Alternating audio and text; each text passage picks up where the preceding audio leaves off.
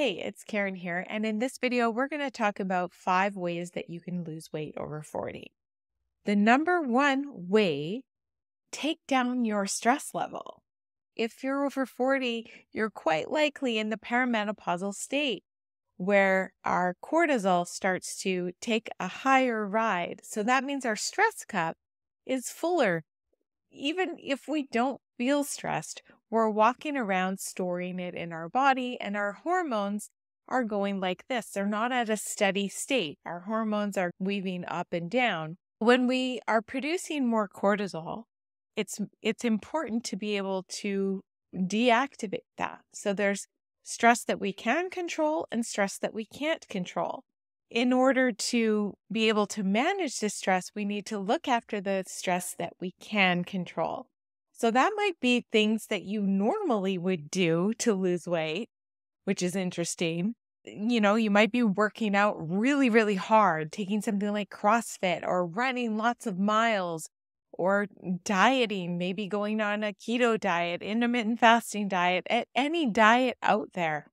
We're taught that those are good for us, right? That those are things that are going to help us lose weight.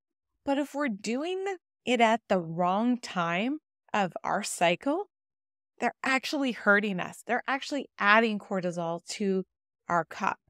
And where we are right now in 2023, we have all been affected by something that's been global, right? So no matter where you were in time and space, there's that little bit of residual stress that we're all kind of hanging on to.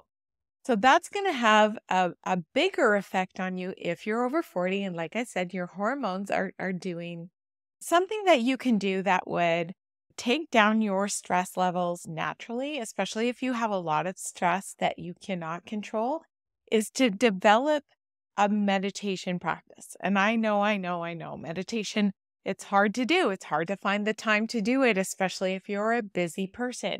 But just 5 minutes of breathwork meditation and a cool shot of a shower is going to do wonders for your taking down your stress levels.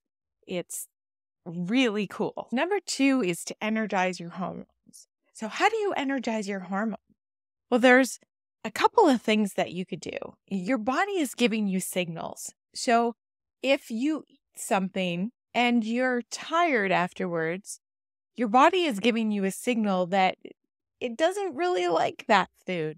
So what I recommend to do is when you're feeding your body, instead of worrying about counting calories or jumping on some sort of diet that's going to have you feeling like you're in deprivation, because that's going to stress you out, then instead go after like the fresh foods, the living foods, like the fresh vegetables and produce and great meats, local, shop local, eat local, and try to stay out of the packaged foods.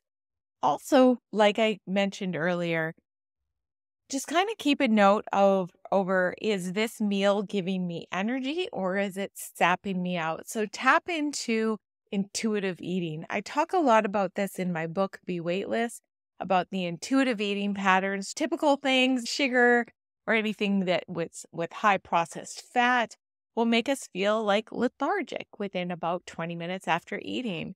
That's a signal that you're not feeding your hormones in an energetic way.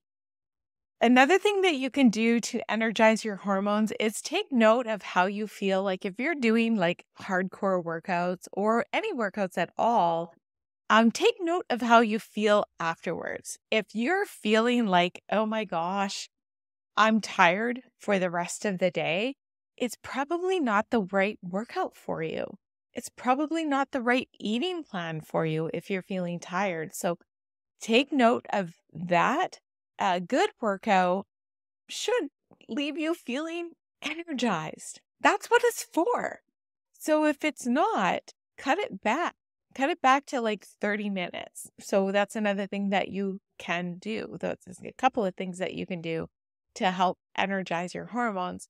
And because you're doing that, because you're energizing your hormones, your body will feel safe. It will not release weight unless it feels safe. The third thing to do is to go for a walk. And I like to say, go for a walk in silent mode, meaning take the earbuds out. Don't listen to a podcast. Don't catch up with a friend. Just utilize the time, 20, 30 minutes to go for a walk and let your brain just be. Take in the nature, take in the traffic, take in whatever it needs to be. I did a whole video on this. I'll make sure that it is linked below, but the power and the benefits of walking in silence. Now, we all know that it's not going to be completely silent, but you don't have anything incoming, which that allows you to do two things. So number one, you're moving, and number two, you're decompressing.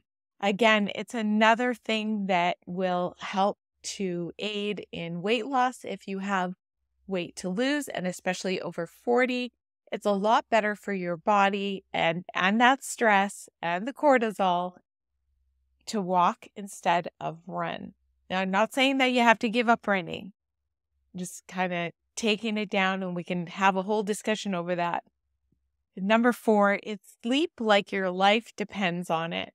So this is another big thing that I run into when I'm working with people one-on-one, is that nothing will happen as well as you want to if you're not getting 7 to 9 hours of sleep per night. Now, your body won't feel safe. It'll be in a constant state of stress. The workouts you do will be damaging. The dieting you do, it's not going to work at all because your body will be lacking sleep. So it's just going to automatically crave all the sugars and the stuff. And also, you'll be in a state of stress if you're not sleeping well, and that will not allow your body to feel safe. In order to release weight over 40, your body needs to feel safe.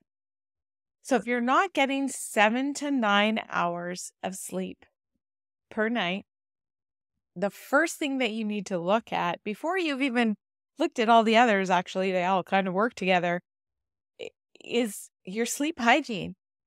I can do an entire video just on sleep. Just let me know if you want that in the comments below.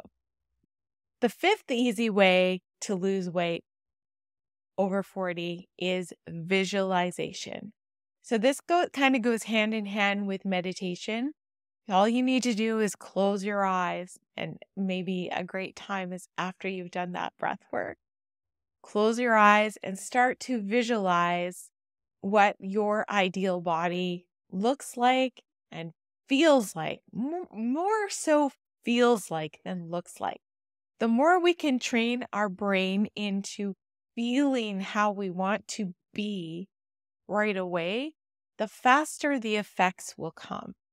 A lot of times we get stuck into a mindset of comparison. We'll see Facebook and Instagram and we'll see people posting highlight reels and it gives us an indication of perhaps their journey, where they are, and we don't even know in this day and age like what's a filter and what's real. If you start thinking negative thoughts about yourself, your body is going to get the signal that you're unhappy, which is going to go right back to the top of where we started in this video, and that is stressed. So be calm, love your body like it's already in the state that you're yearning to be, and give yourself a lot of patience in this time. You can, of course, do all of, the other stuff. Of course, you could count your calories. You could focus on calories in and calories out. There's all the traditional ways to lose weight. But if you're here on this video and that hasn't happened for you, it's probably a lot of this other stuff that needs to be taken care of. Your body keeps the score. I have that book. I haven't read it yet. Let me know in the comments below if this video has helped you. I'll make sure to queue up a couple more that kind of touch on the same kind of topics. And what would you like to see next? Thank you for watching. And as always, be sure to subscribe, and we'll talk again soon.